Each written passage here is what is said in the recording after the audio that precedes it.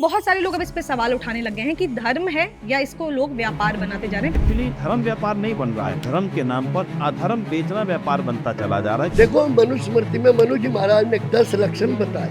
उन 10 को अगर व्यक्ति धारण कर ले और तब आगे अपने भक्तों को वो बताए तो ये हादसे और इस तरह की घटनाएं नहीं होंगी। सच में ऐसा हो रहा है कि जो गुरु बैठे हुए हैं, जो कथावाचक हैं, वही सही ज्ञान नहीं दे रहे हैं, इसकी वजह से ये सारी चीजें हो रही हैं। गुरु गलत नहीं होता, या तो गुरु है या नहीं है। नकली सोना नहीं होता, या तो सोना है या नहीं है। आपके हिसाब से क्या है चरण रज? चरण रज अगर एक सिद्ध गुरु है, उसके चरण की रज में बहुत ताकत है, इसमें कोई दो राय नहीं। ऐसे हजारों एग्जाम्पल है जिन्होंने, मैंने खुद अनुभव किया है। कितने भी बड़े से बड़े आध्यात्मिक गुरु हों और उन्होंने अपने जीवन में बहुत कुछ प्राप्त किया, लेकिन उनके चरणों को छूने मात्र से किसी को वो ज्ञान प्राप्त हो जाएगा, ये पूरी तरह से असंभव।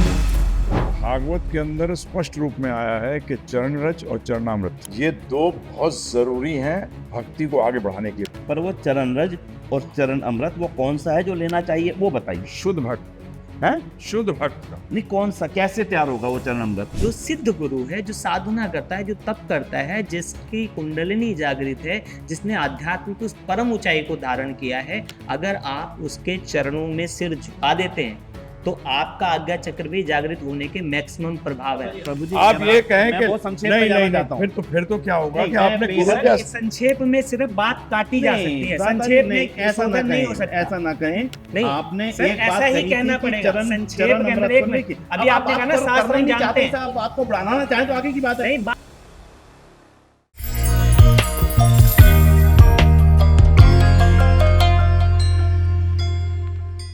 नमस्कार, मैं नेहा राजपूत आप सभी का एबीपी लाइव धर्मा लाइव पर स्वागत करती हूँ।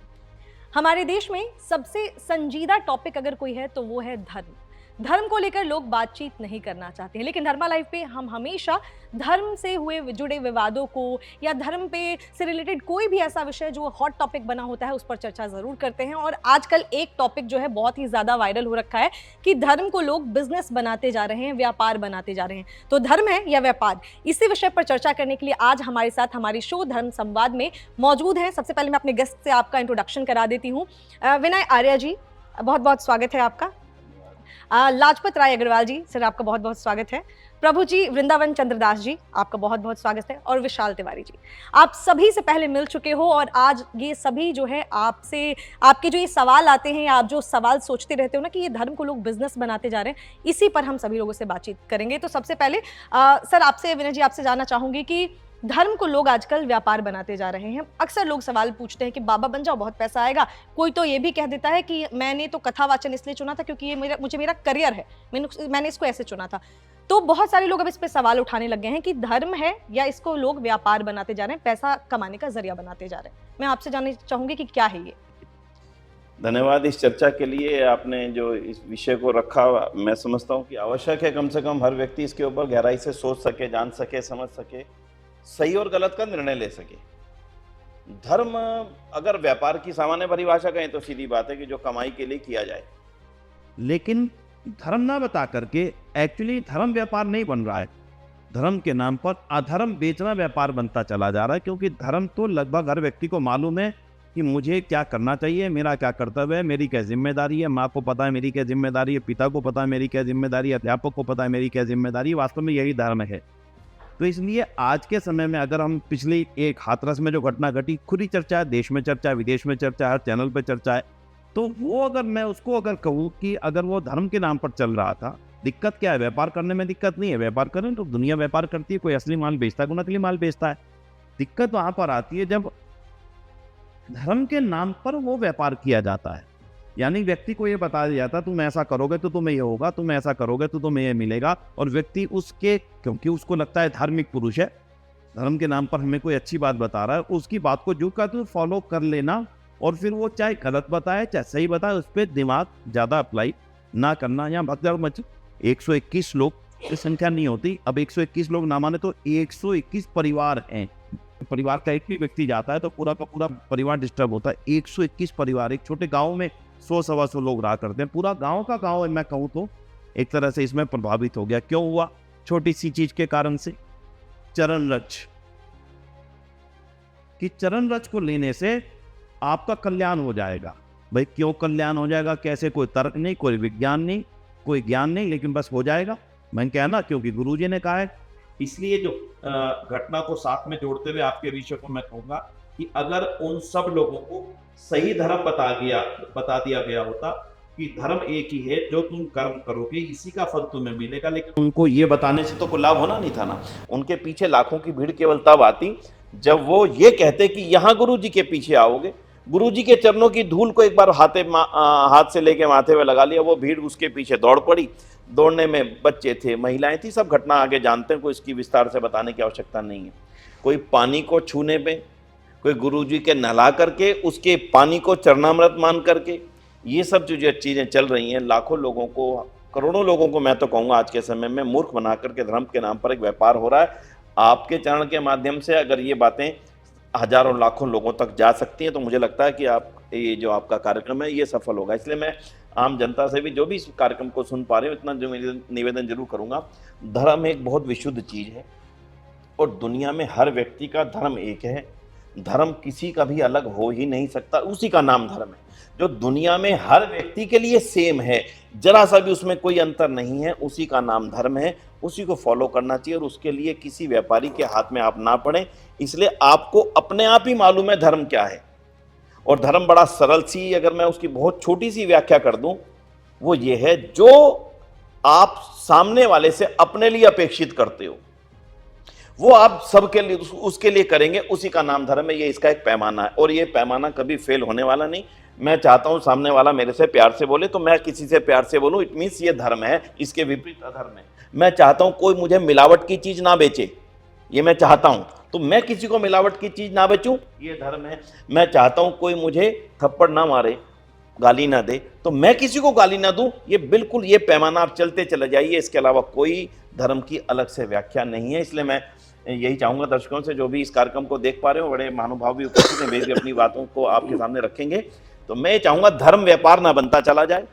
और व्यापार के नाम पर जो 1 2 4 10 नहीं, लाखों जाने जा चुकी हैं पिछले सैकड़ों सालों में, लाखों, किसी ने कुछ, किसी ने कुछ, किसी ने कुछ, किसी ने कुछ। इसलिए धार्मिक लोगों को चाहिए कि वो लोगों को सही बात बताएं, सही मार्गदर्शन दें, ताकि उसके आधार पर लोग अपने जीवन को जी करके शांति और आनंद का लाभ ले सके। क्योंकि धर्म का नाम शांति है, यानी जिसके पास धर्म है, जो धर्म पर चल रहा है, वो जीवन में शांत भी है और जीवन में आगे बढ़ने की भी उसके पूरी तरह से उसके पास में मार्ग मिल चुका है। तो मैं तो यही निवेदन करना चाहूँगा। लाजपत राय जी, आपसे जानना चाहेंगे कि क्या ये जो धर्म है इसको लोग अब व्यापार बनाते जा रहे हैं? सर ने बखूबी अपनी बात रखी है, आपसे जानना चाहेंगे आपकी क्या राय है इस पर?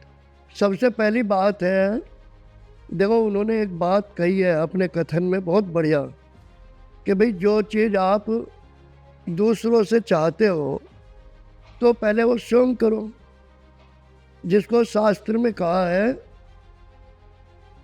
आत्मन प्रतिकूलानि परे सामने समाचरे। जो आपकी आत्मा को पसंद नहीं है वो आप दूसरों के साथ मत करो। जहाँ भी जितनी भी घटनाएं घटित होती हैं कहीं वो है, अगर उन घटनाओं में जिनके द्वारा वो घटनाएं घटित होती हैं और उनके ऊपर इस तरह का हादसा उनके ऊपर भी उनके साथ हो जाए तो उनको दुख होगा ना। तो जब उन्हें अच्छा नहीं लगता तो अगर दूसरों के साथ हो रहा है तो वो भी अच्छा नहीं लगना चाहिए। धर्म है, ये सब हादसे और ये जितनी भी घटनाएं हैं ये कोई आज नई नहीं है, बहुत काफ़ी काल से चलती आ रही हैं। आज एबीपी न्यूज़ चैनल वालों ने महसूस किया कि भाई इससे देश, समाज को, व्यक्ति को, सबको हानि ही हानि है, लाभ किसी को है ही नहीं। तो इस पे कम से कम इस तरह की कुछ सामग्री, कुछ दिशा निर्देश, कोई रास्ता ऑडियंस को हम अपने चैनल के माध्यम से ऐसा बता सकें कि जो भविष्य में इस तरह की लोगों को ये त्रासदी न झेलनी पड़े। ये सब क्यों हो रहा है, मैं अपनी बात को बहुत थोड़े समय में ही करता हूँ, फिर अगली टर्न आएगी तो उसमें कहूँगा आपको। देखो ये सब अविद्या के कारण हो रहा है। व्यक्ति ने समझा ही नहीं कि धर्म है क्या। अब देखो, धर्म की परिभाषाएं, जितने मजहब हैं, आप ध्यान देना मेरी बात पर, धर्म एक है। उसकी के लक्षण क्या हैं, उसकी परिभाषा क्या है, मैं अपनी तरफ से नहीं बता रहा हूं, शास्त्रीय प्रमाण के अनुसार आपको बता देता हूं। वो तो है असली सही परिभाषा। परंतु आज हो क्या रहा है, जितने व्यक्ति उतने संप्रदाय, जितने संप्रदाय उतने धर्म। कमाल है भाई। ये सब जो परिणाम आज आप देख रहे हो, ये केवल इसीलिए है, जैसे कार्ल मार्क्स ने एक बात कही थी, धर्म एक अफीम के मानिंद है। क्या मतलब कि जैसे अफीम के नशे में आदमी जो है बस वहीं तक सीमित और उसी में रहता है, वो ढूंढता रहता है। आज आप किसी मुस्लिम संप्रदाय में चले जाओ, वो उसी को अपना धर्म मानता है। वो कहता है जो कुछ भी है सब अल्लाह की देन है। मेरे एक मित्र है खुर्शीद मियाँ, अरे भैया मैं उनके यहाँ, उन्होंने इनवाइट किया, मैं गया, मैंने वहाँ देख के बच्चों की लाइन लग रही, मैंने कहा कहो मियाँ जी, मैंने कहा ये क्या माजरा है। अरे अग्रवाल साहब तो सब अल्लाह की देन है। ओ, मैंने कहा अच्छा, तो इसमें भैया हमारे मुल्ला जी का मुल्लानी का तो कोई रोल है नहीं, ये तो जो भी कुछ है अल्लाह की देन है। मेरे हृदय के उद्गार एकदम वहाँ पर उजागर हुए। मुझे कहने में कोई संकोच नहीं है, आप ध्यान देना। हंसी आती है मुझे इस हजरत इंसान पर, हंसी आती है मुझे इस हजरत इंसान पर, बदफेली खुद करे और लानत दे शैतान पर। बैठा क्या बात है। मुल्लानी तो निर्दोष है, जो कुछ अच्छा हो रहा है वो तो खुदा कर रहा है, और जो बुरा हो गया, कुछ वो हो गया, वो शैतान ने करा दिया। ऐसा एक हदीस में भी है कि शैतान एक बार हमारे जो है ना सल्लल्लाहु अलैहि वसल्लम नबी साहब के ऊपर भी हावी हो गया था। कुरान वो नमाज पढ़े थे तो वो शैतान ने उनके ऊपर हावी हो गया, वो रकात जो है वो गलत पढ़ी गई। तो हजरत अली ने फिर उनको बताया। अच्छा, ये मैंने एक संप्रदाय की बात कही। अब ये जो आजकल बड़ा चर्चित है, हाथरस का मामला है, और बहुत से जगह जगह हो रहे हैं, जो कहीं प्रकाश में आ जाते हैं तो वो उजागर हो जाते हैं, पता लग जाता है। बहुत से हादसे ऐसे हैं जिनका पता ही नहीं लगता और व्यक्ति उनके शिकार होते हैं, तो वो नहीं होने चाहिए। देखो, धर्म के 10 लक्षण हैं। मनु जी महाराज, जिन्होंने मनुस्मृति, जिनकी रचना है सृष्टि के आदि के बाद जो उन्होंने संविधान बनाया, तो इस इंसान को ये बताया, इस समुदाय को, कि तुम अगर इसके अनुसार चलोगे, मर्यादा में रहोगे, तो आपका जीवन सुखी रहेगा और इस तरह की कोई भी घटना, ये दुर्घटना, ये हादसे नहीं होंगे। क्या है भाई वो? अगर इस बात को आज के ये गुरु, महागुरु, और मुझे कहने में संकोच नहीं, गुरु घंटाल, जिनकी वजह से ये सारे ये हो रहे हैं हादसे, अगर इसे समझ लेते धर्म की सही परिभाषा को, तो आज ये नहीं होता। उन्होंने धर्म क्या समझ लिया, संप्रदायों ने तो अलग अलग बना लिए। अहिंसा परमो धर्म, एक टुकड़ा ले लिया, भाई अहिंसा ही परम धर्म है। यानी कि लाजपत जी, यही आप हम इस पे और भी डिबेट आगे बढ़ाएंगे, आगे हम बातचीत करेंगे, लेकिन आपके हिसाब से बाबा लोग या गुरु लोगों की वजह से धर्म की गलत डेफिनेशन लोगों तक पहुंच रही है? हाँ, उनकी नासमझी की वजह से। अगर वो धर्म का सही वास्तविक स्वरूप समझ ले अब भी, तो आगे दुर्घटनाएं नहीं हो सकती। अब वो स्वरूप क्या है, मैं 1 मिनट में बताऊं, ताकि आगे फिर और दूसरे महानुभाव विद्वान बैठे हैं, उनके विचार भी आप सुन सके। देखो, मनुस्मृति में मनु जी महाराज ने कहा, धरती क्षमा दमो अस्तेयम करके उन्होंने वो श्लोक दिया है, और उसमें 10 लक्षण बताए उन्होंने। उन 10 को अगर व्यक्ति धारण कर ले और तब आगे अपने भक्तों को वो बताए, तो ये हादसे और इस तरह की घटनाएं नहीं होंगी। परिणाम उसका क्या है? जो उन धर्म को की रक्षा करेगा तो धर्म उसकी रक्षा करेगा, और धर्म को अगर उसने हन्नते शब्द वहां अगर मार दिया तो धर्म उसको मार देगा, समाप्त कर देगा। ये एक शाश्वत सिद्धांत है। अब उसमें जो ये 10 लक्षण हैं जो मनु जी महाराज ने बताए हैं, उसमें मैं इनका बहुत संक्षेप में अपनी अगली टर्न में इन 10 को बताऊंगा, जिससे कि आप लोग धर्म के बारे में पूरी तरह से समझ जाएं।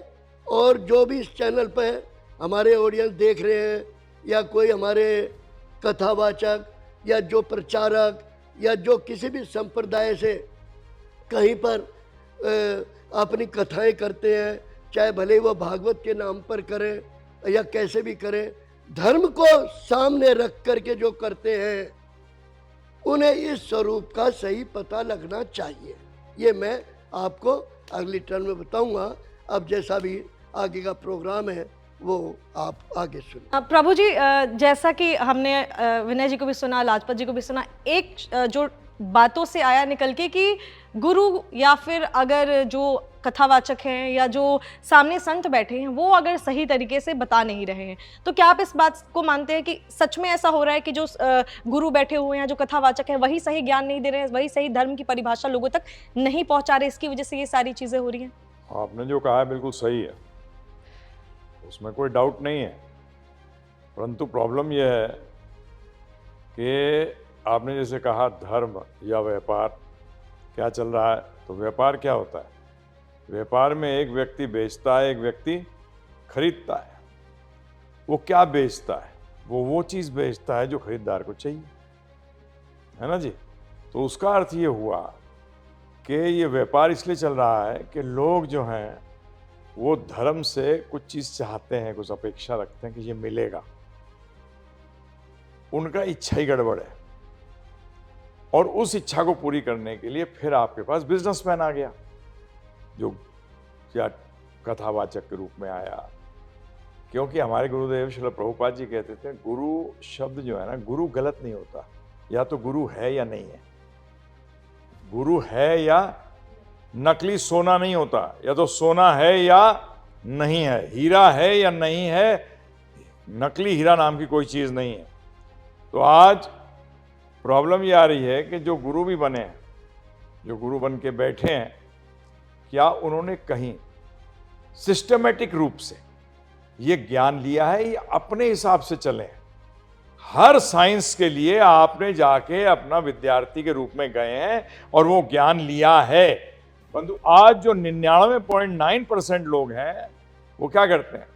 अपने मन से ही, मेरे ख्याल से वेद ये हैं, मेरे ख्याल से शास्त्र ये हैं, सॉरी कहाँ पढ़ के आया है, कहाँ से सीखा, किताबें पढ़ के? फिर तो आज डॉक्टरों की कमी नहीं होनी चाहिए, नीट की होना चाहिए, फिर हैं जी, होना चाहिए। मेडिकल की किताबें हैं, जब तक परीक्षा ना हो वो इंसान अपने आप को गुरु नहीं कह सकता। नहीं, बिल्कुल। एक कंट्री है अफ्रीका के अंदर, मैं शॉक्ड हो गया था, वहां उन्होंने रूल पास किया है, क्रिश्चियन है प्रचार वहां, उन्होंने कहा वो कर ही नहीं सकता प्रचार जब तक कि वो एग्जाम नहीं देगा। आज कोई भी, ये तो मैथमेटिक्स का एक वो है, मैं कह देता हूं मजाक में लोगों से, मैंने बाबा जी बनना है क्या, तो बोलता है कैसे, मैंने कुछ नहीं, जो भी आए ना उसको कान में हाँ कर दियो, तो 50% का होगा और 50% का नहीं होगा। ये मैथमेटिक्स के स्टैटिस्टिक्स की सिंपल रूल है प्रोबेशन की। अब जिनका नहीं होगा वो क्या कहेंगे? श्रद्धा नहीं रही होगी। और जिसका हो जाएगा वो कहेगा अरे गुरुदेव कितने श्रेष्ठ हैं। तो मैं थोड़ा सा कट्टर किस्म का आदमी हूँ। मैंने कहा यार तूने मांगा क्या वहां जाके? बोले जी मेरे को 10 लाख रुपए की जरूरत थी, मुझे मिल गया। मैंने बेवकूफ कहीं के 2-4 जीरो और लगा देता सामने। 10 ही क्यों मांगे?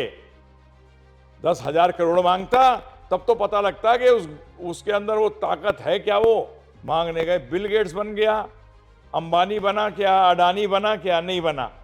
ये 10 लाख, अरे ये तो तेरे कर्मों के फल में तो ये वैसे ही मिल जाता। गुरु के पास जाना क्यों चाहिए? धर्म के लिए क्यों जाना चाहिए? धर्म शुरुआत कहाँ से होती है? आत्मा से शुरू होती है। सारे के सारे मनुष्य शरीर क्यों प्राप्त हुआ है? मनुष्य शरीर इसलिए प्राप्त हुआ है कि हम अपनी आध्यात्मिक उन्नति करते हैं, और आध्यात्म शुरू होता है आत्मा से, शरीर से नहीं।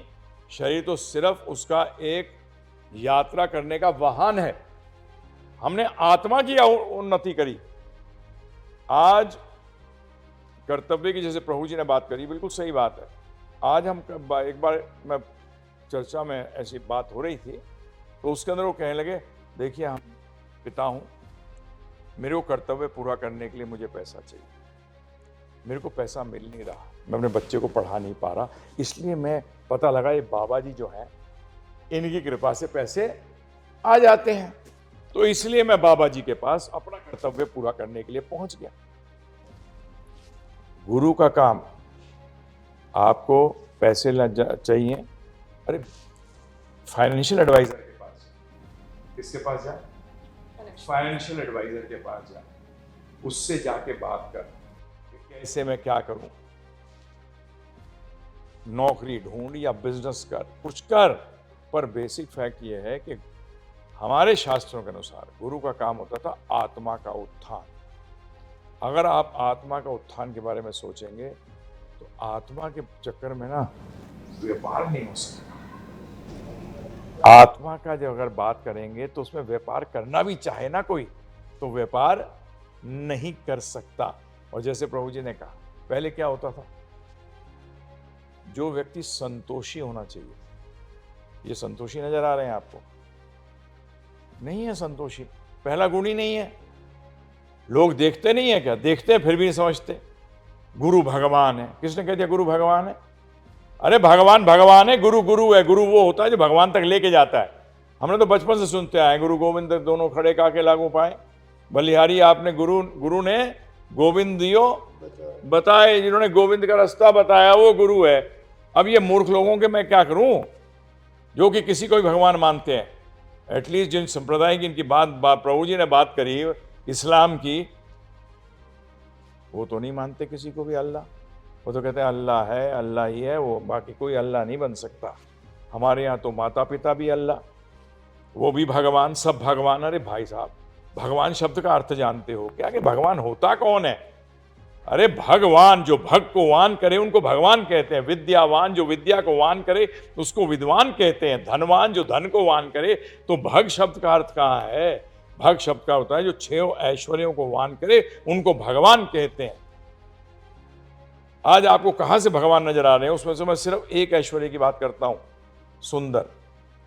मतलब भगवान इतने सुंदर हैं कि उनको देखने के बाद और कोई चीज देखी नहीं जा सकती। आपको ये नजर आते हैं सुंदर? बताइए आप मुझे, इनसे ज्यादा सुंदर तो ये हीरो हीरोइन है। तो बेसिक फैक्ट में तो एक चीज का गुण की बात करिए, बाकी गुण तो छोड़ो। तो ये हम लोग चीट होना चाहते हैं, इसीलिए फिर चीटर भी आते हैं। इसलिए धर्म क्या है समझना पड़ेगा। धर्म भी 2 हैं, एक टेम्पररी है, एक परमानेंट है। सिंपल भाषा में परमानेंट को सनातन धर्म कहते हैं, टेम्पररी को नैमित्तिक धर्म कहते हैं। नैमित्तिक का मतलब आज मेरा भारतवर्ष में जन्म हुआ है, मेरा शरीर भारत से है, इसलिए मेरे भारत के प्रति कुछ कर्तव्य हैं। परंतु वो तो चेंज हो जाएगा अगले जन्म में। अगर मैं कहीं अमेरिका में पैदा हो गया तो फिर मैं अमेरिकन हो जाऊंगा, फिर मैं अमेरिका के प्रति मेरी निष्ठा हो जाएगी। परंतु आत्मा का धर्म था, है और रहेगा। भगवान राम थे, हैं और रहेंगे। भगवान के साथ आपका जो रिश्ता है वो भी एक धर्म है। उस सनातन धर्म को हम भूल गए हैं। आज हम सिर्फ नैमित्तिक धर्म पे लग गए, और नैमित्तिक धर्म को तो फिर आप बना सकते हैं ना। और यही हो रहा है आज। उन्होंने जैसे प्रभु जी ने कहा, शास्त्रों के आधार पे है ही नहीं। विशाल जी, आपने तीनों लोगों की राय सुनी। अब आपसे जानना चाहेंगे, उसके बाद हम धीरे धीरे आगे धर्म, जैसे सभी लोगों के पास धर्म की एक परिभाषा है और धर्म के बारे में और भी कुछ कहना चाहते हैं तो हम आगे बढ़ेंगे। लेकिन जो मेरा सवाल था, मैं आपसे पूछूंगी कि आपने तीनों लोगों की राय सुनी, क्या आप भी इनकी से सहमत हैं और आपकी खुद की क्या राय है इस पर? देखो, आपने इतना विराट विषय पूछ लिया है जो मतलब सागर जैसा है, उसके विषय में हर कोई व्यक्ति एक बूंद बताता है। जैसे सबसे ज़्यादा तीनों की बातें अपनी में आ रही है, लेकिन मैं स्वामी जी से बहुत मतलब प्रभावित हो रहा हूँ। और कारण क्या है क्योंकि ये ना परंपरा की बात कर रहे हैं। दो चीजें हैं, एक परंपरा से आता है कि ज्ञान किस परंपरा से, उसका सोर्स क्या है, उसका ओरिजिन क्या है। तो परंपरा से सोर्स में जब एक परंपरा वाला व्यक्ति पहले बात करेगा गुरु की, तो वो जानता है गुरु बिल्कुल अलग चीज है और घंटाल बिल्कुल अलग चीज है। कि महान व्यक्ति के व्यक्तित्व को धराशायी किया जाता है, तो उसमें बोल दिया कि गुरु घंटाल। गुरु इतना ऊंचा व्यक्तित्व है, उसको घंटाल बोल दिया। एक दरिद्र ब्राह्मण था, ये दो विपरीत बातें हैं। जो ब्राह्मण है वो दरिद्र नहीं हो सकता, और जो दरिद्र है फिर वो ब्राह्मण ही नहीं होता, क्योंकि ब्राह्मण के पास जानित ब्रह्म हिते, ब्राह्मण है जिसने ब्रह्म को जान लिया। या देवाधीनम जगत सर्वम मंत्र अधीनम देवता, ते मंत्र ब्राह्मण अधीनम तस्मात् ब्राह्मण देवता। तो वो फिर दरिद्र कैसे हो सकता है? जो आस्ते, अपरिग्रह, सत्य, अहिंसा और ब्रह्मचर्य ऐसे दिव्य धारणाओं की साधना करे, वो दरिद्र नहीं हो सकता। तो ये सब मध्यकालीन भारत में मेरी जितनी समझ है, जितना मैंने गुरुओं के साथ, संतों के साथ, ग्रंथों के साथ, उनके चरणों में बैठ करके, उनके साथ विवाद करके, उनके साथ संवाद करके जो कुछ जाना है, उसके अनुसार धर्म एक बहुत विराट सत्ता है, साधारण नहीं है। और सबसे बड़ा तो अधर्म ये है कि हम लोग यहाँ जो बैठकर बात कर रहे हैं, जो अंतिम व्यक्ति वहाँ बैठा है, जो अपने वॉशरूम में बैठे मोबाइल पे हमारे लेक्चर को या हमारे संवाद को सुन रहा होगा, वो अपने अनुसार इसको धारण कर लेगा। जबकि गुरु परंपरा से गुरु के अनुसार सीखना होता था ना, कि गुरु डिसाइड करता था कि आप क्या पूछोगे। मैंने बहुत सारा अध्ययन किया, उसमें जो मेरी परिभाषा जो मुझे बहुत मार्मिक लगी गुरु गीता में, कि माँ भगवती भगवान भोलेनाथ से कहती है कि केन मार्गेण स्वामी देहि ब्रह्ममयो भवे। तो स्वामी जी की परिभाषा सिद्ध हो गई कि पहले ये बताओ, आत्मा का विषय बताओ। ये नहीं पूछा कि बेटे की नौकरी कैसे लग जाएगी, अच्छा ये भी नहीं पूछा कि शादी नहीं हो रही, कौन सा ग्रह इसमें काम नहीं कर रहा। उन्होंने क्या पूछा? केन मार्गेण स्वामी देहि ब्रह्ममयो भवे। ये शरीर मेरा कैसे ईश्वर में हो, मैं अपने उस आत्म तत्व का बोध कैसे करूं। तो धर्म जो है वो एक विराट सत्ता है, जिसमें शरीर, मन, आत्मा, ठीक है, और परमात्मा, इन चारों के बीच का एक जो सामंजस्य है कि शरीर से मन को कैसे साध के आत्म तत्व का अनुभव किया जाए और आत्म तत्व के द्वारा परमात्मा तत्व का अनुभव किया, ये एक विषय हो गया। अब दूसरा विषय है कि जहाँ पर भीड़ और भेड़ इकट्ठा होती है, तो उसका कारण क्या है? उसका मेरे गुरुदेव एक बड़ी प्यारी बात कहा करते थे कि बेटा जहाँ मूर्ख होते हैं ना, वहाँ धूर्त होते हैं। मूर्ख होते हैं तो ही धूर्त होते हैं। जैसे जब उमस और ये होती है ना, तो मच्छर मक्खी जो पैदा हो रहे हैं वो वातावरण में कारण होते हैं। स्वामी जी ने कहा कि अगर कोई चीज बिक रही है तो खरीदने वाले भी हैं, क्योंकि जो धर्म है वो प्रेम, साधना, तप, तपस्या का विषय है। लेकिन जो भीड़ जाती है वो ये सब नहीं करना चाहती, वो जा ही दो। व्यापार करने के लिए सिर्फ दो डंडे बहुत हैं, एक भय और दूसरा लालच। और धर्म जो है प्रेम, ज्ञान और अलग विषय है। तो जितने भी लोग भय और लालच से प्रेरित होते हैं, और एक बात मैं बता दूं, जो लोग मुझे सुन रहे हैं, सूचनाओं से ज्ञान नहीं होता, इट्स जस्ट इन्फॉर्मेशन। ये इंडिकेट कर सकती है। ज्ञान के लिए झुकना पड़ता है किसी के चरणों में। मैं अपने आप को बहुत समझदार मानता था।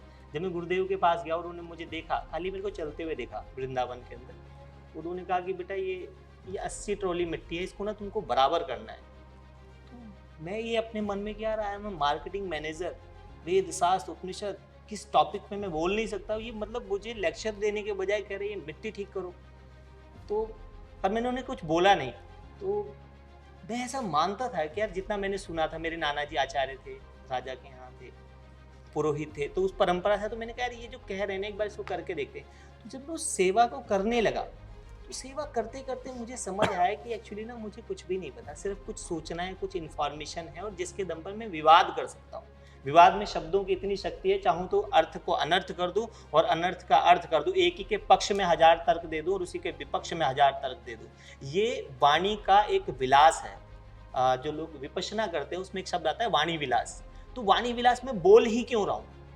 क्या मैं, मेरे बोलने के पीछे भाव क्या है? क्या मैं ईश्वर के प्रेम में इतना गदगद हो गया हूँ? जैसे चैतन्य महाप्रभु प्रभु के कीर्तन में इतना गदगद हो गए कि वो नाचने लगे, हरि बोल हरि बोल हरि बोल। कंकर पत्थर पशु पक्षी भी उनके साथ नाच उठे। ठीक है, अब वो भी कर रहे हैं, नाच तो माइकल जैक्सन भी रहा था, और उसके लिए भी लोग पागल होते हैं, एकदम चीखे मार रहे हैं। लेकिन दोनों में अंतर है। उसका जो नृत्य, उसका जो गायन है वो वासना को प्रेरित कर रहा है, और उनका नृत्य और जो गायन है वो उपासना को प्रेरित कर रहा है। वो अंतकरण की तृप्ति और संतुष्टि का विषय बन रहा है। तो जो लोग भीड़ लगाकर कहीं चले जाते हैं, चरण रज लेने जाते हैं, उस चरण रज को लेने के लिए मेरे जैसे या और बहुत सारे लोग हैं जो चरण रज की महिमा इतनी बता देते हैं।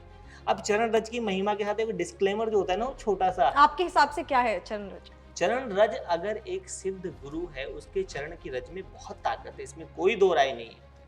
ऐसे हजारों एग्जाम्पल है जिन्होंने, मैंने खुद अनुभव किया है। अभी मैं कोई काम कर रहा था, कोई अनुष्ठान कर रहा था, और वो इतना नेगेटिव अनुष्ठान था कि मेरी हालत खराब हो गई। आप देखो पिछली बार मेरी दाढ़ी सफेद नहीं थी, उस अनुष्ठान में हो गई। तो मैं गुरुदेव के पास गया, वृंदावन में देवराहा बाबा जो है उस परंपरा से गुरु जी, मैंने जाकर के ना उनके चरण में सिर रख दिया। वैसे मैं किसी के चरण नहीं छूता, मेरा नियम है, मैं आचरणों में विश्वास रखता हूँ। लेकिन उस दिन मैं गया और मैंने सच में उनके चरणों में सिर रखा, और लिटरली मैं महसूस कर पाया कि जब उन्होंने मेरे सिर पर हाथ रखा, बोला बेटा परमात्मा सब ठीक करेगा, तुम ना थोड़ा ध्यान को बढ़ाओ, अपनी साधना को बढ़ाओ, अपने तप को बढ़ाओ, और जो मर्यादाएं जो तुमको नियम दिया है बेटा, तुम उस पर ज़्यादा ध्यान दो।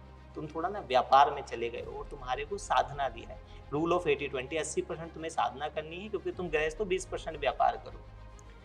और मैं अनुभव कर पाया कि सच में उनके अंदर, लेकिन वो तपस्वी हैं, वो ब्रह्मचारी हैं, वो गुरु परंपरा से आए हुए हैं, और सिद्ध गुरु के शिष्य हैं, तो वो सबसे पहली बात यही पूछते हैं कि बेटा साधना कैसी चल रही है। यानी कि सच में ऐसा आप मानते हैं, या आप, क्योंकि बहुत सारे लोग हमें सुन रहे नहीं, हैं मैं कि मानता कोई नहीं, मैं तपस्वी- नेहा जी, मैं आपको लास्ट टाइम बोल रहा, मैं मानने नहीं, मैं जानने पर विश्वास यानी करता हूं। आप जानते हैं इस बात को। मैंने जाना, सच में एक गुरु की सामर्थ्य बहुत है, लेकिन गुरु आपको परमात्मा की तरफ लेके जाने की बात कर रहा है, गुरु आपको आत्मा की तरफ, गुरु आपको मोक्ष की यात्रा की बात करता है। गुरु आपके बिजनेस व्यापार के लिए नहीं, फिर उसके लिए अब एक चीज समझो क्या है, गुरु, टीचर, उपाध्याय, आचार्य, ये कई कैटेगरी हैं। हम सबको एक से कहते हैं, जैसे मान लो कहते हैं यार उसने मुझे ड्राइविंग सिखाई, वो मेरा गुरु है। नहीं, वो टीचर है, ड्राइविंग सिखा सकता है, उसका उसमें मास्टरी है उसकी उस विषय में, ठीक है। आप कहीं गए कि भाई मेरे को, वो मेरे योग गुरु हैं, वो योग गुरु नहीं है, वो योगा टीचर है, वो आपको हाथ पांव मोड़ना, आसन लगाना, बंद लगाना सिखा सकता है। लेकिन योग का जो मूल है कि अपनी आत्मा का बोध करना, वो गुरु के पास ही जाकर, क्योंकि गुरु ना आपका गुरूर मिटाता है, और जब तक आपका गुरूर नहीं मिटेगा तब तक आपको सुरूर भी नहीं। इसलिए गुरु आपको बताता है कि आप सेवक हो, परमात्मा के सेवक होना छोटा होना है, जिसने वो बताता है कि तुम्हारी कुछ नहीं है, सारा ऐश्वर्य ईश्वर का है। तो जब मेरा कुछ है नहीं, तभी तो मेरा गुरूर मिटेगा। वरना जब आप शिक्षक के पास जाते हो, सूचनाओं के पास जाते हो, तो जितना भी आप कुछ ग्रहण करते हो वो अहंकार ही तो निर्मित कर देगा। हो सकता है हमारा ये वीडियो देखने के बाद बहुत सारे लोगों को लगता है उनको ज्ञान जाएगा, नहीं, वो 4 लोगों का देखेंगे, कुछ मेरे पक्ष में बोल देंगे, कुछ विपक्ष में बोल देंगे, कुछ अग्रवाल से, वो अपनी ही भावना से प्रेरित हो रहे होंगे। एक चीज विशाल जी मैं आपसे पूछना चाहूंगी, क्योंकि आपने कहा कि कोई अगर तपस्वी है, संत है, तो उसके में सच में वो बात होती है कि उसके पैर, अगर आप पैर पर बिल्कुल जाए, होती है। बहुत सारे लोग कैसे जानेंगे, वो तो बहुत सिंपल से लोग हैं, साधारण से लोग हैं जो बहुत कैमरे के अद्भुत बात पीछे है हैं। कि और कैसे- आजकल हर कोई कैमरे पर आकर बहुत अच्छी बातें करता है। इसके लिए आप जा किस लिए रहे हैं रज लेने के लिए? हाँ, पहला question, what is your reason? Yes, किस लिए गए आप रज लेने के लिए? ये सारे के सारे क्यों भागे थे? किसी को बच्चा चाहिए था, किसी को शादी करानी थी, किसी को पैसे चाहिए थे, कोई गया था रज लेने के लिए कि मुझे अध्यात्म चाहिए। हाँ, स्वार्थ में गए। तो बेसिकली पहली चीज तो ये है कि जानना है कि किस लिए जा रहे हो। तो ऑटोमेटिकली क्या होगा, अगर आपकी सिंसियरिटी है, अगर आप अध्यात्म समझने के गुरु के पास जा रहे हैं, तो आप ऐसे टेढ़े मेढ़े गुरु के पास बैठ जाएंगे। नहीं, पर टेढ़ा आपको सही मेढ़ा व्यक्ति गुरु प्राप्त हो है या नहीं है, समस्या तो यहाँ पर है ना। एक आम आदमी के लिए ये पहचान कैसे हो कि ये गुरु टेढ़ा मेढ़ा है या ये गुरु बहुत तपस्वी है? बिल्कुल उसके लिए एक पहचान है, बड़ी लाखों की भीड़ जा रही है भाई, लाखों जा रहे तो मैं भी चलूं। ये वोट का अब जो- थोड़ी होता है। नहीं, अध्यात्म में वोट कहाँ से आ गया आर्य प्रभु? बहुत आज बहुत ही मैं नहीं, उसकी धन्यवाद करता हूं, परीक्षा आपने जो बातें कैसे हो? कही, आपने जो बातें कही अभी अंत में, वो जो गुरु रज वाली बात कही, गुरु के चरणों की रज में एक अपार शक्ति है, और उसको मैंने महसूस किया है। केवल वहां पर जाकर के ही एक आम आदमी भ्रमित हो जाता है। आपने काफी ज्ञान प्राप्त किया, उसके बाद आपने बात कही। आम आदमी के लिए क्या है कि गुरुजी भी चरणों की रज लेकर आए हैं, तो मुझे भी गुरु की रज लेकर के, शायद मैं भी चरणों की रज लेकर के मैं भी अमर हो जाऊंगा। लेकिन यहाँ पर मैं फिर निवेदन करूंगा, कितने भी बड़े से बड़े आध्यात्मिक गुरु हों और उन्होंने अपने जीवन में बहुत कुछ प्राप्त किया हो, लेकिन उनके चरणों को छूने मात्र से किसी को वो ज्ञान प्राप्त हो जाएगा, ये पूरी तरह से असंभव ये गलत है। पूरी तरह से असंभव ये है। बात मैं आपकी बिल्कुल सहमत ठीक है, हूँ। लेकिन अभी जो उन्होंने कहा, नहीं, देखिए सुनिए, मैं अभी चर्चा कर रहा हूँ। अभी आपने जो कहा है, मैं केवल उस बात पे अपनी बात रखूं, क्योंकि आपकी बात लाखों लोगों के पास जाएगी। आपने कहा मैं नहीं मानता था, लेकिन मैं गुरुजी के चरणों में गया, मैंने छुआ तो मुझे अचानक से सब कुछ। देखिए, उनके अत्यधिक योगी महानुभाव के पास जाने मात्र से उनके जीवन की कुछ न कुछ खूबियां मेरे अंदर वो प्रवेश करें, यानी कि मुझे उनसे आभास हो कि जैसे ये सात्विक दिखते हैं, जैसे इनके चेहरे पे ओज तेज नजर आता है, वैसे इनकी सात्विकता जो ऐसे मेरे में भी आ जाए, ये आना तो संभव है। लेकिन उनके चरणों को हाथ लगाने मात्र से उनके चरणों की रज लेने मात्र से मेरे अंदर उनका एक भी गुण आ जाएगा, मैं इसको बिल्कुल भी वैज्ञानिक तौर पे स्वीकार नहीं करूंगा। फिर नहीं, मैं अपनी बात को पूरी कर लूं, आपकी बात के साथ ही जोड़ रहा हूं। आपने बहुत अच्छी बातें कही, मैं उसका आभार कर रहा हूं, लेकिन जहां पर कहीं ना कहीं आम आदमी के भटकने का स्थान हो, मेरी जिम्मेदारी कि मैं उसको वहां पर रोकूं। आपने श्रद्धापूर्वक वहां पर गए, उन्होंने शब्द बोले आपसे, बेटा संध्या करते हो, बेटा थोड़ी साधना करते हो। आपने कहा ये गुरुजी का आदेश है। हाँ गुरुजी, अभी तक कुछ कम करता था, अब करूंगा। ये जो उनसे आपने लिया, इससे आपको लाभ होगा, मात्र इससे। लेकिन जब ये आप जैसे विद्वान या और भी कुछ विद्वान कहेंगे मैं फलाने गुरुजी की चरण रज लेकर के मेरा जीवन धन्य हो गया, उसी बहाव में लाखों लोगों ने उनकी चरण रज, ये तो चरण रज की बात यहां तक सीमित नहीं है।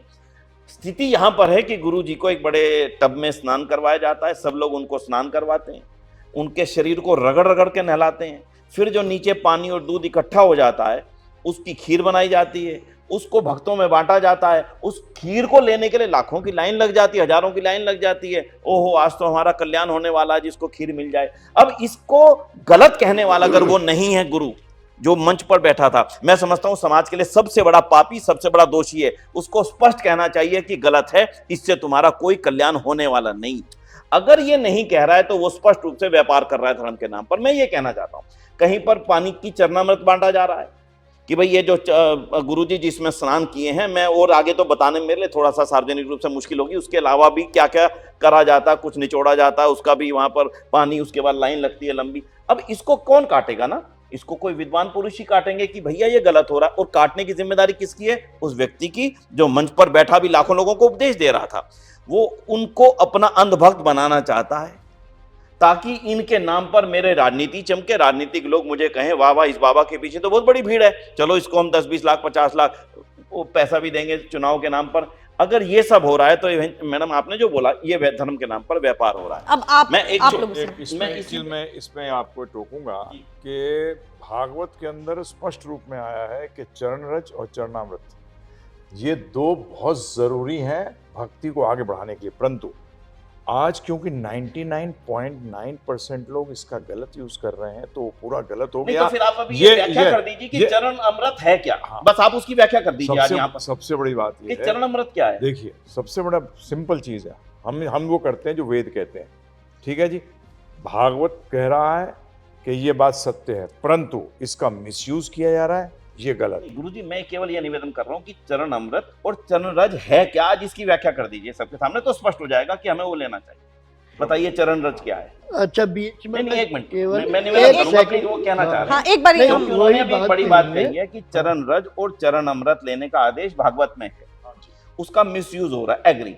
पर वो चरण रज और चरण अमृत वो कौन सा है जो लेना चाहिए, वो बताइए। शुद्ध भक्त का है, शुद्ध भक्त का। नहीं, कौन सा, कैसे तैयार होगा वो चरण अमृत, मतलब मैं ये कहना कैसे चाहता हूं। तैयार होगा मतलब चरणामृत का सिंपल जैसे करते हैं हम, हमारे तो एक संस्कृति है, हमारी तो संस्कृति जब ब्राह्मण घर आता था, हाँ, तो हम उसके चरण धोते थे, ठीक है, धोते थे। ये हमारा, ये संस्कृति हजारों साल से चली आ रही है। अगर कोई बीच में, परंतु आज वो ब्राह्मण उसका गलत इस्तेमाल करवाए, क्या वो चरण में फिर बीच में नहीं हाँ, लेना, उसको जो हमने एक के किसी साथ ब्राह्मण के अपने घर पर आकर के चरण धोए, हाँ जी, तो क्या वो जो पानी है हाँ वो अमृत बन गया?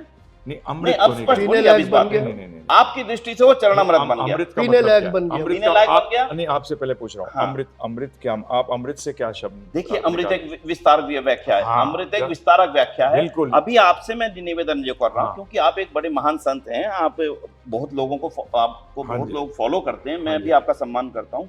आपने जो भी बात कही कि वो चरण अमृत बन गया, अब चरण अमृत बन गया तो उसका अब पीने के लिए इस्तेमाल करना चाहिए, है? अगर आप ऐसा कहते हैं तो मैं आपकी बात का सार्वजनिक रूप से विरोध करूंगा कि चरण, उस पानी को पीना बिल्कुल भी किसी रूप में भी उपयोगी नहीं है, उस जल का उपयोग था। क्योंकि आप देखिए, हमारे शास्त्र कह रहे हैं, अब शास्त्र, नहीं, शास्त्र, आप शास्त्र की वो व्याख्या बताइए ना, आप शास्त्र की वो प्रमाण चाहिए। देखिए, सुनिए, देखिए सुनिए, अगर आप बताएंगे तो मुझे खुशी होगी। नहीं, वो सिद्ध करेंगे। देखिए, गांव से लोग आते थे चल करके ब्राह्मण, क्योंकि चप्पल नहीं पहनते थे ब्राह्मण उन दिनों में, और वो आते थे, जब घर में प्रवेश करते थे तो हमारी कर्तव्य बनता था उनका चरण आदि धो दें ताकि वो शुद्ध चरणों के माध्यम से घर में प्रवेश करें। आज भी परंपरा है, घर में आने पर पत्नी कह देती कि पहले अपने पैर धो लो, ठीक है, वो नहीं धोती है, अलग व्यवस्था आज की, लेकिन पैर धोने का मतलब आप बाहर से आए हो, पैर धोने पे शुद्धता आ जाएगी। अब आप मुझे बताइए वो कैसे चरण अमृत बन गया? प्राण विज्ञान जानते हो थोड़ा बहुत? नहीं, जितना जानता हूँ मैं उसके आधार पर उत्तर दूंगा, बताइए। मैं मतलब थोड़ा बहुत कितना जानते हैं प्राण नहीं, विज्ञान? मुझे नहीं ऊर्जा पता क्या विज्ञान पूछना के चाह बारे रहे में हैं, मुझे जानते हैं मालूम नहीं आप क्या पूछना चाह रहे हैं, आप अपनी बात आप बताइए। अपनी बात मैं आपको बताता हूँ, अगर कोई व्यक्ति बहुत साधना करता है, तब करता है, तो बॉडी के अंदर बहुत सारे चक्र होते हैं। इस पर आप लोग थोड़ा बहुत या मुझे नहीं पता कितना जानते हैं। जो गुरु होते हैं, जो तपस्वी होते हैं, उनके ऑरा, उनके आभा मंडल में बहुत शक्ति होती है। पहली बात तो सिद्ध गुरु चरण छूने ही नहीं देते। हमारे गुरुदेव किसी को चरण नहीं देते हैं।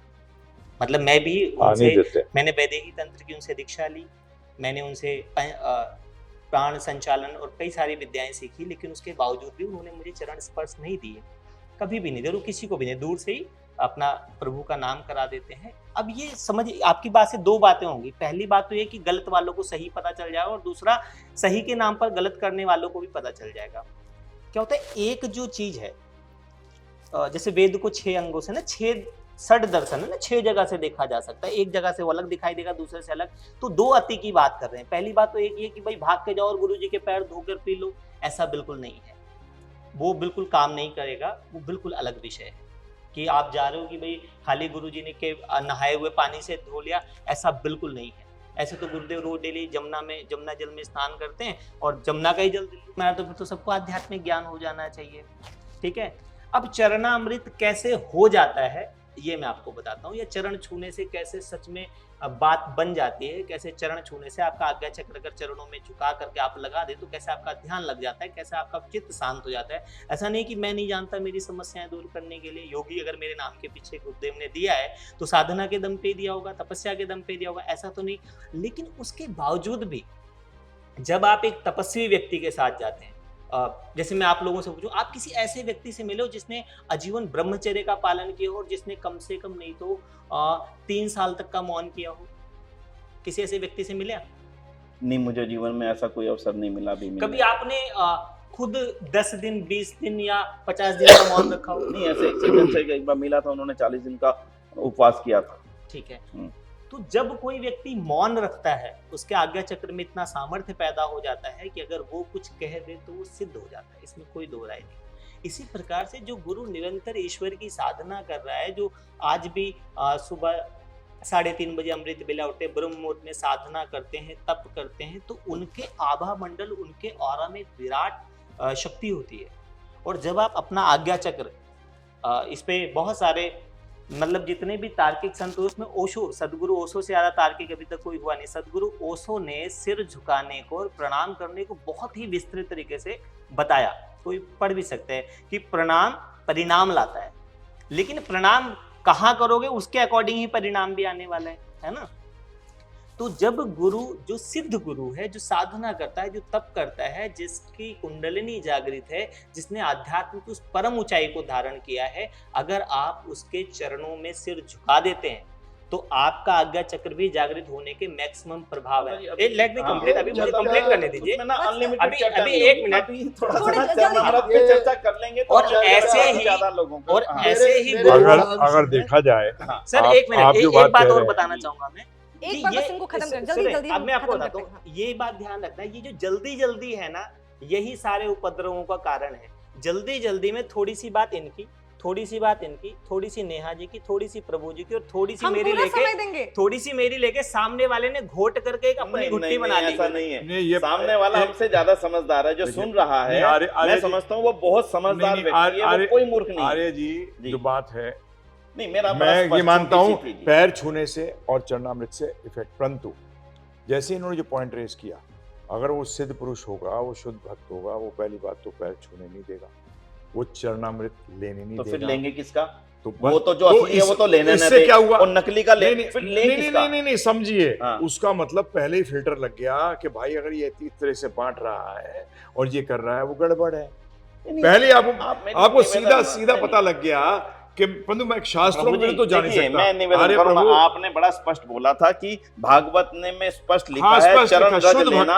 सुने, हाँ, शुद्ध भक्तों के पहले तो उसकी एफिडेविट कौन देगा कि ये शुद्ध भक्त है? मेरा निवेदन, एक आम आदमी की बात करते हैं, एक आम आदमी जीवन जी रहा है। देखिए, पहली बात तो मैं, आर्य जी आप जो कह रहे हैं ना कि सब लोग ज्ञानी हैं, सॉरी, इस बात को मैं एग्री नहीं करता। मैं मानता हूं आज के समय में सामने नहीं, वाला जब तक व्यक्ति, आप सुनने ज्ञान- वाला व्यक्ति मेरे और आपकी चर्चा से नहीं, अपना नहीं, निष्कर्ष नहीं, निकालने में मैं- सक्षम है। मैं सर, नहीं वो निकालना नहीं चाहिए, है, कम से कम। उनको नहीं निकालना नहीं तो चाहिए। चरण रज का उदाहरण दे दीजिए। आज नहीं। 4 डॉक्टर बैठ के बात कर रहे हो और लोग निकाले कंक्लूजन के मुझे कैंसर हो गया, गूगल पे चले तो जाइए अच्छा, आप। अच्छा आप- 4 लोगों के गलत बीच बात में है। अगर आप हमारी गूगल पे चले जाइए कि एक बीमारी मुझे है, 100% आपको कैंसर पहुंचा नहीं, देती गुरुजी है वो। देखिए, प्रभु तो जी, मैं- इसीलिए प्रभु जी, आप मेरा- ये कहें मैं कि बहुत संक्षेप में नहीं, जाना नहीं, चाहता हूं। फिर तो क्या होगा नहीं, कि मैं आपने बेहद- गूगल सर, संक्षेप में सिर्फ बात काटी जा सकती नहीं है, दादाजी, संक्षेप नहीं, में ऐसा ना शोधन नहीं हो कहें, सकता। ऐसा ना कहें। नहीं, आपने सर, एक ऐसा बात ही कही कहना थी कि पड़ेगा, चरण संक्षेप चरण में अमृत को एक लेके, मिनट। अब अभी आप आप बात देखा को ना, करना ही नहीं शास्त्र चाहते, जानते इसे आप बात को बढ़ाना चाहें तो आगे की बात है। नहीं, बात बढ़ाएंगे मैंने नहीं, बड़ी बात को- सरलता देखिए, से प्रभु जी, एक एक- करके एक एक नहीं, नेहा मेरी जी, बात अभी सुनिए, आपने इन्होंने कहा बात जो कि कही हमने है वो सभी सही को कही है। मेरी विशाल बात जी, बड़ी एक- संक्षेप थी। हम अच्छा एक चलिए, करके- एक मैं सेकंड मुझे बोलना है तो मुझे बोलिए, तो एक- उनको एक- कहना तो उनको कह दो, मैं एक- चुप एक हो करके हम जाता हूँ। बात रखते हैं, हाँ, आप एक- एक- चलिए, हाँ, एक- मेरा असल प्रश्न में बड़ा ये छोटा सा था। समस्या जो एक है- मिनट एक एक रुकूंगा। करके आते हैं हम, फिर मैं से अपनी एक बात करके कह आते देता हैं। हूँ। मेरा बड़ा प्रश्न छोटा सा था। माननीय प्रभु जी ने कहा था कि भागवत गीता में, भागवत में ये लिखा हुआ है कि बहुत तेजस्वी ओजस्वी जो भी होगा कि पुरुषों के चरण रज लेने में और चरणामृत लेने से पूरा को पूरा लाभ मिलता है। एक बात उन्होंने कही, मैंने उसके ऊपर बात कही। फिर माननीय हमारे योगी जी ने जो बात कही उसको आगे बढ़ाते हुए कि हाँ, मैं नहीं मानता था, लेकिन मैंने ऐसा अनुभव कर लिया कि चरण रज लेने से और चरणामृत, मैंने प्रश्न ये किया था वो चरणामृत कैसे बनता है और उस चरणामृत का कोई वैज्ञानिक परिमाण है क्या भाई? कि ये हमने मान लिया कि योगी, हम तो इनको योगी मानते अभी हैं। आपको नहीं सुनिए बताते ना, हैं, वैज्ञानिक प्रमाण एक- बताते हैं। मैंने सर इनको आते योगी हैं। मान लिया। योगी जी, हम आपके पास ये नहीं आएंगे। योगी जी हैं हमारी दृष्टि से। एक मिनट के लिए अगर हम इनको ज्ञानवान मानते, मेरी पहले भी चर्चा हुई, मैं इनके विचारों से बहुत विचारों से मैं पूर्णतः सहमत भी होता हूं, लेकिन कुछ विचारों में मतभेद रहते हैं, वो अलग बात है। क्या मैं इनके चरण धो करके और उस पानी को जनता को कह सकता हूं कि पीजिए, ये चरणामृत बन गया, हाँ या ना?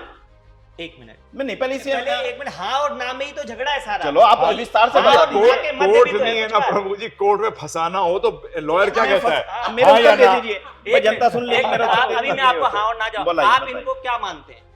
भैया योगी आप इंसान लोगों मानते ने हैं। एक मिनट, योगी मैं मानते हैं, बीच इंसान में मानते बहुत हैं? देर हो गई। देखिए, ये योगी- ये मैं जो आपको आज- देखिए, आप इंसान ही एक योगी सेकंड, बनेगा। एक मिनट नहीं, जो आप- चीज ब्रह्मांड मैं- में है, हाँ, बताइए। मैं एक मिनट, ऑडियंस एक को मिनट, एक बताइए, मिनट बताइए, एक बताइए, मिनट, बताइए। एक मिनट। इनको जो आपने ब्रह्मांड में है, इन लोग वो लाजपत शरीर जी, सुन ली बात। में जिसने लाजपत उसका जी, अनुभव किया, एक वे जानते हैं, सेकंड सो में योगी। मेरी बात सुनिए आप। योगी एक इंसान नहीं मिनट है। एक एक करके ऑडियंस इंसान की बात आप बताते हैं, इंसान ऑडियंस की निर्णय एक करेंगे। तरह की लाजपत जी, हम एक मिनट इंसान ही एक होगा, मिनट को बनेगा। बोलने देते हैं। एक मिनट बनेगा, इसका मतलब एक ये है, ऑडियंस- मतलब बनेगा।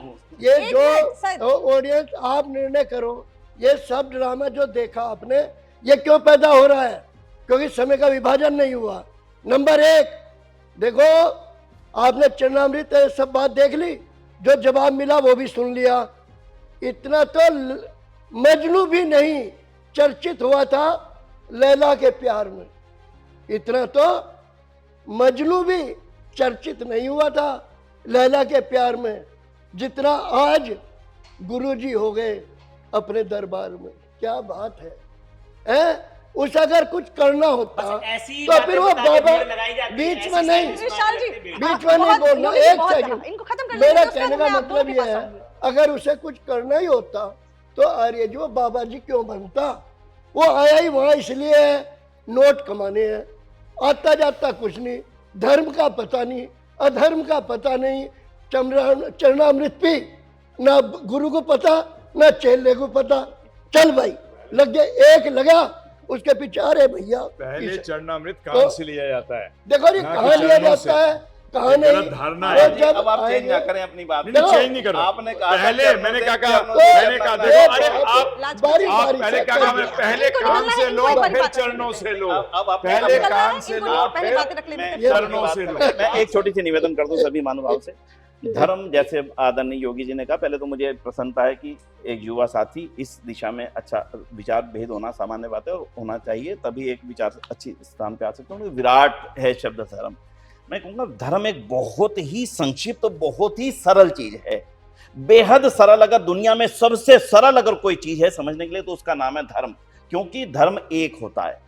धर्म का अगर पर्यायवाची शब्द अगर मैं कहूँगा उसका नाम है कर्तव्य, और उसका पर्यायवाची शब्द मैं बताऊंगा सभी साथियों से जो सुन रहे हैं, उसका नाम है सत्य। यानी जो सत्य है वही कर्तव्य है, यानी जो सत्य है वही धर्म है, यानी जो कर्तव्य है वही धर्म है, यानी जो धर्म है वही कर्तव्य है। और ये दुनिया में हर व्यक्ति का, हर मनुष्य का एक समान होता है, इसमें कहीं अंतर नहीं आती। राजा का कर्तव्य है प्रजा को पालना, चाहे वो रूस का राजा हो, चाहे वो अमेरिका का राजा हो, चाहे भारत का राजा हो। माँ का कर्तव्य है बच्चों का पालन पोषण, चाहे वो मुस्लिम माता हो, चाहे वो ईसाई माता हो, चाहे वो रशियन माता हो, चाहे भारत की माता हो। टीचर का धर्म है बच्चों को, अपने से शिष्यों को ज्ञान देना, चाहे वो मुस्लिम शिक्षक हो, चाहे वो ईसाई शिक्षक हो। इसलिए एक बात बड़ी सरलता से समझनी चाहिए कि धर्म कोई विस्तार वाली चीज नहीं है, धर्म बिल्कुल संक्षेप है, आराम से समझ में आती है। और इसका जो दूसरा पैमाना है धर्म का, वो ये है कि धर्म एक है। ऋषिदान से पूछा धर्म एक है अथवा अनेक, उन्होंने कितना शानदार उत्तर दिया है एक लाइन में। उन्होंने प्रति प्रश्न किया सामने वाले से कि बोलो अगर धर्म अनेक हैं तो वो एक दूसरे के विपरीत हैं या एक दूसरे के समर्थक? अगर तो एक दूसरे के विपरीत हैं तो फिर उनमें से एक धर्म होगा, एक नहीं होगा। और अगर एक दूसरे के समर्थक हैं तो फिर दो कैसे हुए, एक ही तो हुए। इसलिए धर्म तो एक ही है। धर्म की व्याख्या बड़ी स्पष्ट है और उसको हमारा जो उसका मानने का भाव है, यानी मैं कैसे पता लगाऊं मैं धार्मिक हूं या नहीं, उसके लिए पैमाना दे दिया ऋषियों ने दिया। और वो पैमाना यही है कि मैं जो सामने वाले से अपने लिए अपेक्षित करता हूं, मैं अपेक्षित करता हूं राजा की दूसरा देश मेरे पे हमला ना करे, ये मेरी अपेक्षा रहती है। तो इसका मतलब मैं किसी पे हमला ना करूं, ये राजा का धर्म है। लेकिन इसका विपरीत भी हो जाता है, क्योंकि वो हमला करता है तो फिर मेरी भी जिम्मेदारी वो बन जाती है। इसी तरह से मेरे से कोई झूठ ना बोले तो मैं किसी से झूठ ना बोलूं, मेरे से कोई धोखा ना करे, इसका अर्थ यह कि मैं किसी से मेरी कोई उंगली ना काटे, इसका मतलब मैं किसी की उंगली ना काटूं। आत्मा का कर्तव्य क्या है? आत्मा ही है जो मुझे चला रही है, नहीं तो मैं तो एक शरीर हूँ, एक मिट्टी हूँ। नहीं सुनिए, आत्मा ही मुझे गाइड कर रही है। आत्मा और शरीर का भेद किया गया। कोई बात नहीं, तो मुझे आप जो कह रहे हो उसमें कोई गलत नहीं है। मैं फिर नेहा जी से ही निवेदन करूंगा कि कभी कभी धर्म और व्यापार के विषय पे ना चल करके ना, अगर आपको लगे उचित तो आदरणीय भाई साहब जी जिससे साथ भी बैठेंगे, एक सरल चर्चा के साथ में धर्म के बारे में एक और चर्चा रखी जाए। मुझे लगता है शायद और चीजें सामने वालों के सामने जाएंगी। तो हमारी इस चर्चा को अभी तक आपने सुना, विनय जी को कहीं निकलना है, इसीलिए हम इस इंटरव्यू को यहीं पे खत्म करेंगे, इस बातचीत को यहीं पे खत्म करेंगे। इसका पार्ट 2 भी आएगा जिसमें हम अपने गेस्ट के साथ बातचीत करेंगे, आगे इसी चर्चा को हम लेकर जाएंगे। लेकिन फिलहाल के लिए विनय जी यहाँ से जाने वाले हैं, तो हम यहीं पर इस धर्म संवाद के एपिसोड को खत्म करते हैं। आगे क्या होगा, आगे इस बातचीत को हम कहाँ लेकर जाने वाले हैं, क्या इसका निष्कर्ष निकलेगा, ये जानना चाहते हैं तो हमारे साथ जुड़े रहिए। पार्ट 2 का वेट कीजिए। तो धर्म कहता है कि कभी लोभ में मत फंसो, अगर फंसोगे तो ऐसे ही अपनी कोटि से नीचे गिर जाओगे। लोभ बहुत अच्छी चीज है। आप कथा सुनिए, कथा का नैरेटिव कैसे सेट किया जाता है। ये इतनी बेतुकी, बेहुदी और बेशर्मी की बात करी है इन्होंने। इस तरीके के शब्द ना इस्तेमाल करें। छठी का दूध याद आ जाएगा अभी। For exclusive and insightful videos, subscribe to our new channel ABP Live Premium.